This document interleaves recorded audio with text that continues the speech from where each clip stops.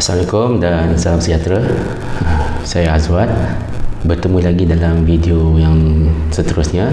Okey, kali ini saya akan membincangkan satu topik yang menarik dan yang saya yakin perlu diambil tahulah oleh semua penggiat muzik, baik pemain muzik ataupun penulis lagu, baik pemuzik profesional ataupun pemuzik sambilan, pemuzik indie yang mencipta karya sendiri, mencipta dan merakam karya sendiri.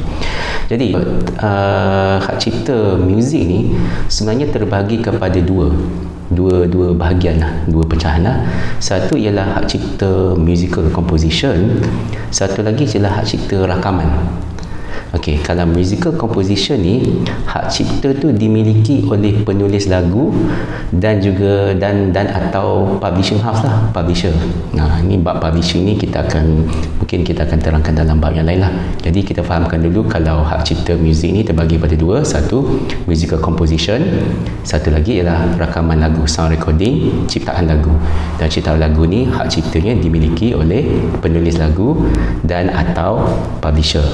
Okey, bila saya kata penulis lagu, kita maksudkan ialah penulis lagu tu ialah komposer dan juga penulis lirik lah. Dia dalam satu kategori sekali. Jadi faham yang tu dulu. Manakala hak cipta rakaman ni merujuk kepada pemilik rakaman, master owner, yang selalunya syarikat rakaman lah, tapi tak selalu, ada kalanya memang ada perjanjian dengan artis ke ataupun syarikat produksi kecil ke ataupun record label, distribution label ke, itu kita akan ambil kira later lah. Dan juga artis rakaman, artis rakaman merujuk kepada penyanyi, dia rakam suara dia, vokal, dan juga pemuzik, dia rakam permainan muzik dia. Dan pemuzik pula sama ada artis yang feature artis yang di atas nama tu ataupun artis undangan, non feature artis. Tu ada pecahan je lah. Okey, jadi kita terangkan satu-satu dulu. Bila kita kata hak cipta kepada penulis lagu, jadi hak cipta ni muncul di saat lagu tu dicipta, bukannya dia berangan dalam kepala, lagu dalam kepala. Dia kena dizahirkan dalam satu bentuk tangible. Selalunya dirakam lah. Kalau penyanyi dulu dia rakam pakai kaset, dia nyanyi lagu ham pun boleh, dah sudah tercipta lagu. Ataupun dia main gitar, rakam tape ataupun rakam kat handphone, sudah jadi lagu dalam bentuk yang zahir tu, sudah terwujudnya lagu. Ataupun juga untuk yang menulis lead sheet score tu, yang note tu, toge-toge tu, dia telah tulis, terzahirnya satu lagu, sudah wujud secara automatik hak cipta kepada musical composition, hak cipta ciptaan lagu sudah wujud ketika itu. Faham dulu. Manakala hak cipta rakaman suara, sound recording tercipta bila telah terrakam. Sebab tu lazimnya pemilik yang terakam ni siapa yang finance lah, siapa yang sponsor, yang finance kita cost recording apa semua. Jadi pemilik ni siapalah, syarikat ataupun dengan persetujuan dengan artis ke. Itu kita boleh bincang lebih dalam lagi. Sekarang kita mengenal hak cipta, muzik dan royalty. So kita faham dua cabang tu. Bila terjadinya satu lagu, kan, pecah pada hak cipta ciptaan lagu, musical composition, hak cipta sound recording, rakaman audio. Musical composition dimiliki oleh pencipta lagu dan atau publisher, manakala sound recording dimiliki oleh dimiliki oleh master owner, dan juga ada hak pada juga artis rakaman. Jadi tempoh hak cipta bagi hak cipta lagu yang musical composition ialah seumur hidup dan 50 tahun selepas kematian. Maknanya kalau saya cipta lagu ni sampai selagi saya masih hidup, saya ada pemilik hak cipta. Dan selepas pada mati nanti, meninggal 50 tahun selepas kematian, kepada waris saya, my estate. Kalau kata estate saya, waris saya 50 tahun selepas kematian. Manakala untuk rakaman, sound recording, rakaman audio, hanya 50 tahun daripada tarikh rakaman. Jika tarikh dirakam pada hari itu pun boleh ditafsir lagi, tarikh rakaman ke ataupun tarikh dah siap, tarikh betul-betul dah siap tu, 50 tahun tu lah master owner ataupun label tu miliki, dan 50 tahun tu jugalah artis rakaman miliki hak cipta di dalam itu. Okey, kita faham pasal hak cipta muzik. Jadi ada dua cabang, sound record, musical composition, ciptaan lagu, dan juga rakaman audio. Musical composition, pencipta lagu, publishing house, rakaman lagu, master owner ataupun label, dan juga hak artis rakaman. Okey, jadi bila adanya hak cipta ni, bila kita kata faham konsep hak cipta, copyright, jadi setiap pemilik copyright ada hak untuk exploit exploit hak cipta ni. Apa maksud exploit? Kita boleh menggunakan dia untuk, ialah kita kerja kan, kita buat kerja, kita boleh menggunakannya hak cipta ni untuk mendapatkan kita punya pendapatan.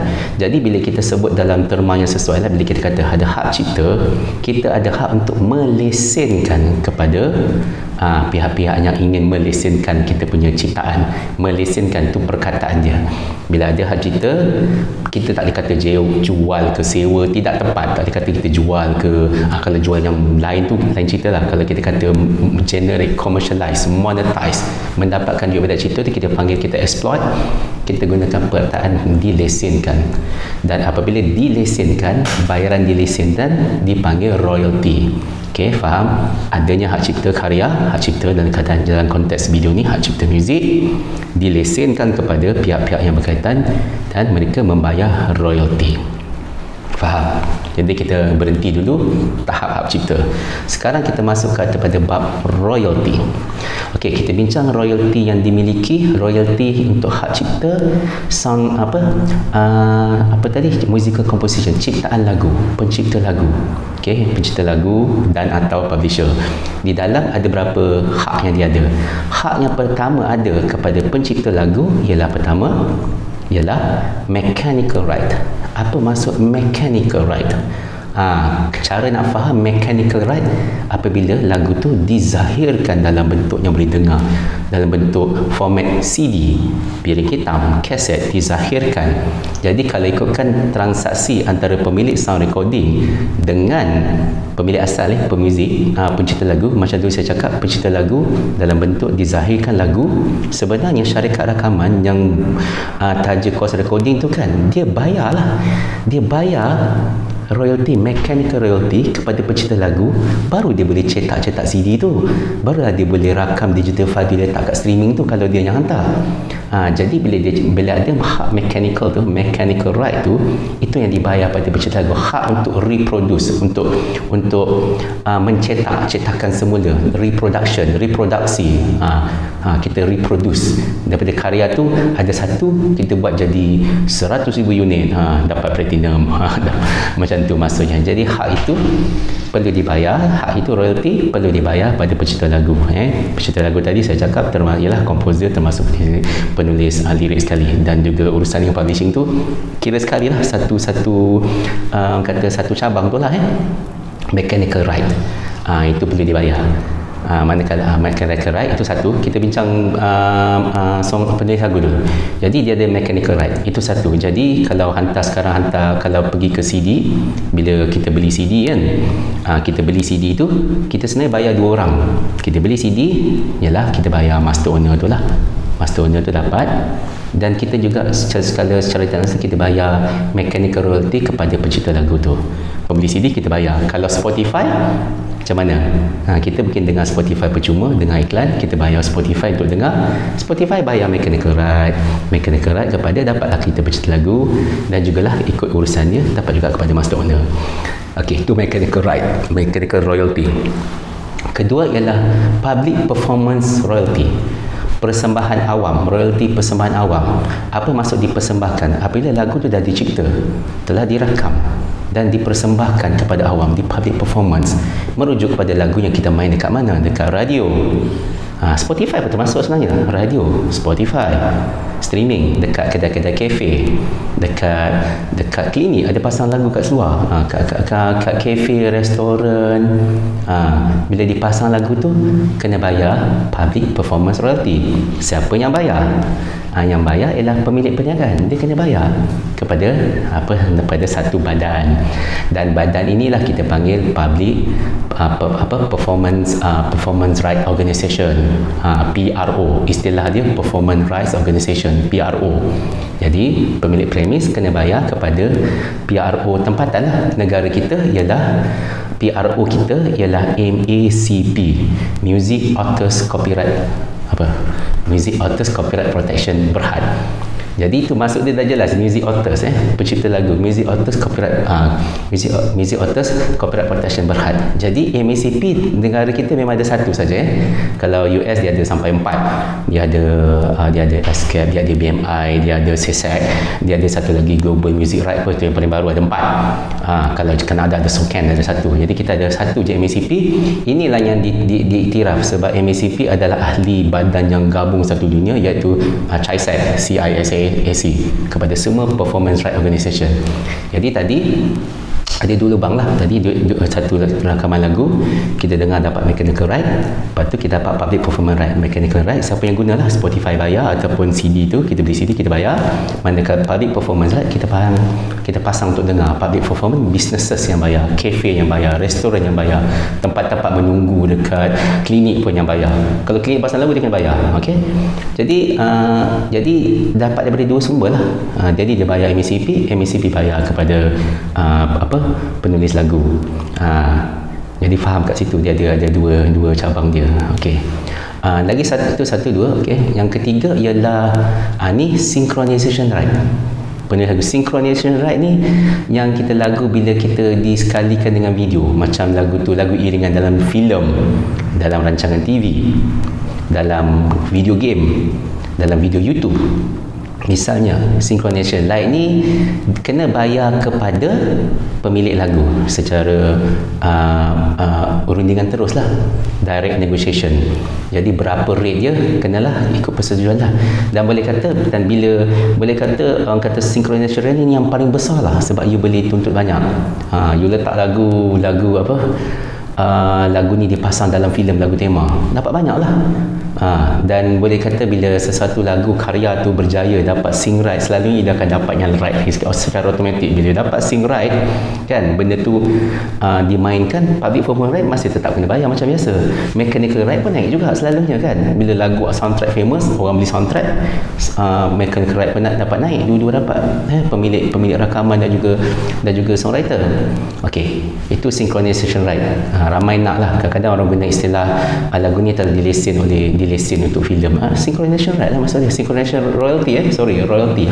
Synchronization royalty. Synchronize. Lagu tu synchronize dengan filem. Lagu tu synchronize dengan drama TV. Lagu tu synchronize dengan video game. Lagu tu synchronize dengan video YouTube sekalipun.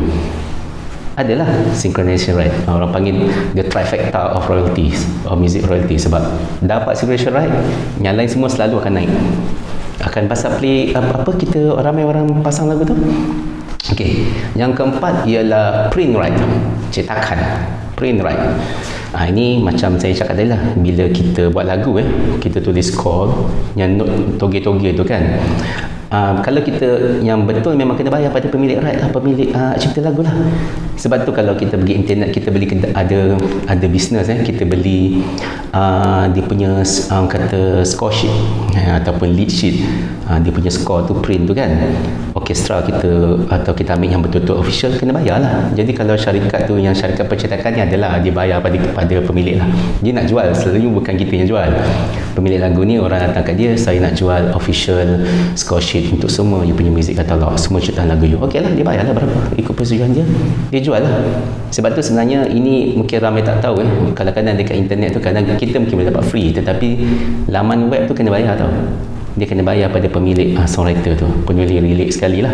Tu yang masuk penulis lirik tu, dia kena bayar lirik sekali, lirik dan juga score yang note-note tu, dan juga gitar tab tu, yang A, B, C, D ke gitar tab tu yang rasmi. Sebab tu kalau kita cari kadang kita jumpa yang tak siapa buat, tak sama langsung, sebab bukan yang official. Bila kita dapat yang official, memang betul lah daripada penulis lagu, ini cara nak main lagu ni, ini dia punya bar, ini dia punya tempo, ini dia punya key, ni yang betul, key yang asal. Jadi orang yang cetak kena bayar. Itu print right. Okey, itu keempat. Yang kelima ni orang panggil grant right, grant royalty. Bila grant royalty ni perlu dibayar untuk pementasan drama. Katalah pementasan drama dekat Istana Belaya lah, dan drama tu dan scene tu ada pasal lagu, kena bayar. Dia panggil grant right. Rate dia mungkin tak adalah, kalau selagi you berbayar lah, selagi performance tu ada tiket, you kena bayar. Sebab saya kalau satu persembahan teater tu ataupun drama, kita pasang lagu tetapi tidak mendapat, bukan untuk tujuan profit, katalah untuk tugasan pelajar kolej seni, dia buat tu pasang lagu, setahu saya memang tidak perlu dibayar sebab tidak ditiketkan. Kalau ditiketkan, dia kena bayar grant right, grant untuk drama. Jadi faham daripada musical composition right, songwriter punya royalty tadi ada 5: mechanical royalty, public performance royalty, synchronization royalty, print royalty dan grant royalty. Faham? Okey. Jadi tadi tempoh, kita ulang, tempoh dia seumur hidup campur 50 tahun selepas kematian. 50 tahun kematian, estate kita kutip lah. Ni undang-undang yang sejagat. Sekarang kita pergi kepada rakaman audio, sound recording. Okey, tadi saya cakap dimiliki oleh pemilik rakaman, kita katalah master owner, dan juga ada hak master owner lah, ada dua pihak, master owner dan juga artis rakaman. Sebagai master owner, dia ada hak public performance juga, tapi dia ada badan dia yang collect. Kalau di Malaysia ni kita ada PPM lah. Sebab tu dia kata ada hak cipta tadi kan. Kalau kata hak cipta lagu tadi, kalau kita tengok CD, dia ada logo C, copyright. C for copyright, memasuk kepada lagu, hak cipta lagu, hak cipta musical composition. Tapi kalau kita tengok CD ke piring hitam, kita dapat logo P. P bermasuk Phono Records. Phono Records ataupun Phonographic Copyright Owners. Itu panjang lah. Sepatutnya P ialah Phono Record. Phono dulu kan rakaman tu ialah phonography. Phonography, PHONO Phonographic Copyright Right, dimiliki oleh master owner.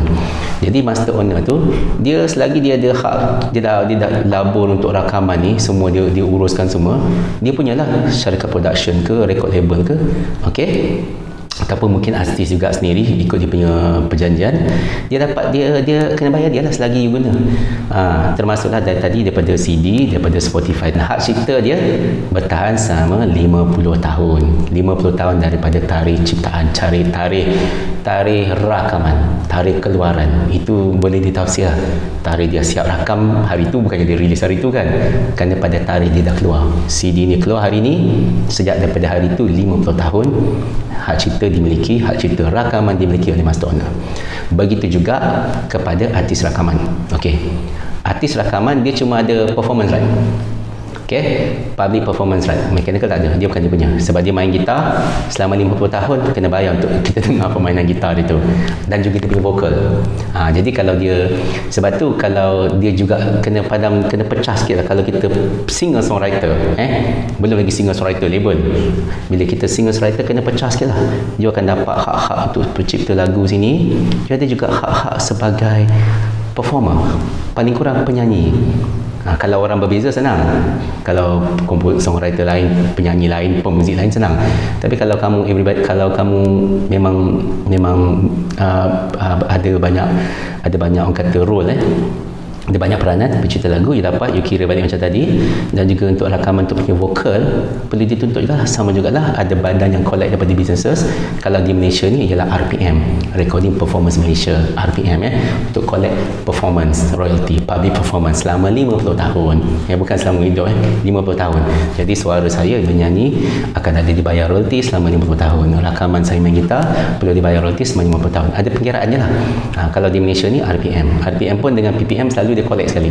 Buat masa ni lah, dia different badan kan, jadi PPM tu dia collect sekali lah perkiraan dia pergi tambah kat premis. Sebab tu ada logo MACP yang collect, ada PPM dan RPM. Sebelum ini tugas ni diambil oleh badan lain lah, iaitu Prism. Jadi sekarang Prism pun dah tak ada lah, dah berubah entiti. Prism banding Prism Berhad, akhirnya dia collapse lah.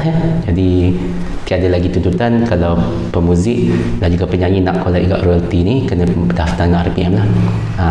Jadi faham Jadi macam saya cakap tadi, ulang balik, bila ada hak cipta, you boleh export hak cipta, you lesenkan, you dapat royalty.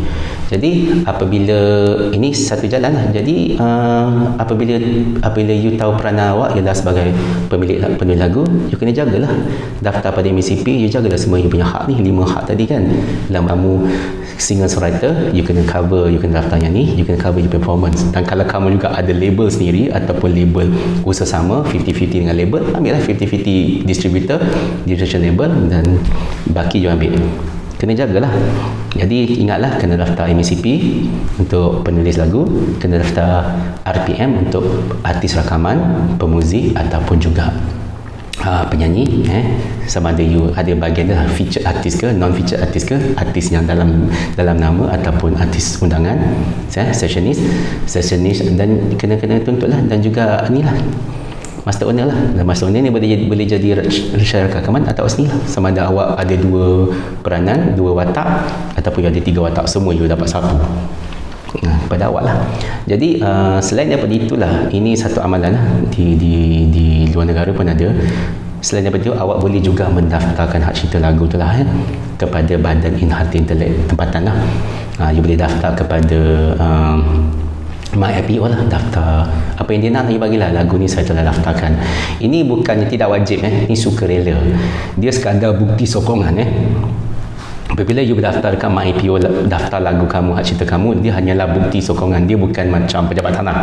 Bukannya kata kalau ada nama kamu, itulah kamu punya. Dia sekadar bukti sokongan yang kamu telah mencipta lagu.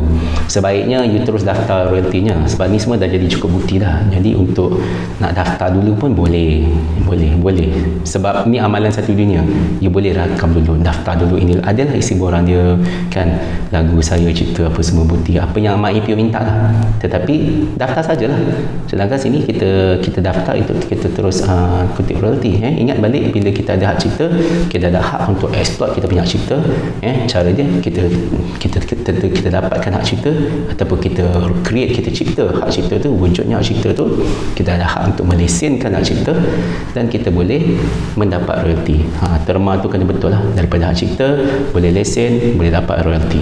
Sebab tu saya pun kena keliru mechanical right, mechanical royalty. Maksud dia, faham lah maksudnya, daripada rights tu you get royalty, mechanical royalty, tuntutan tu apa semua. Okey, jadi setakat ni sajalah.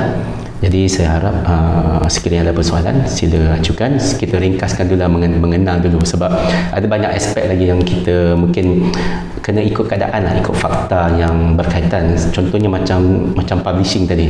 Publishing tu boleh digarap lagi lah, boleh diterangkan lebih lanjut dengan cara kerja yang sekarang lah, masa kini publishing tu macam mana peranan dia. Itu mungkin di video yang lain. Dan juga tentang master owner, isu master owner ni, tu pun kena faham kat lah. Begitu juga isu artis rakaman, penyanyi main gitar, penyanyi tak main gitar, penyanyi main muzik orang lain main, penyanyi yang non featured yang tak ada letak nama, ini semua boleh dikembangkan lagi lah. Jadi hari ini kita faham dulu, kita mengenal hak cipta muzik dan royalty. Jadi itulah setakat ini saja. Saya harap saya dapat bantu menerangkan sedikit berdasarkan pengalaman dan juga saya punya pengetahuan dan juga kelayakan saya. Jadi sekiranya ada persoalan, sila ajukan di komen dan kita boleh bincang lah. Jika sekiranya rasa kandungan ini bermanfaat, sila kongsikan dan kita bersama menambah ilmu untuk kemudahan kita juga. Teruskan bermain muzik, teruskan mencipta muzik, dan bila cipta tu kita teruskan zahirkan rakaman. Kita dah cipta, kita zahirkan lah, jangan simpan, kita zahirkan. Hari tu ada video saya kata kita pergi streaming, kita kasih orang dengar, dan kita bergerak daripada situ lah. Okey, sekian saja, terima kasih.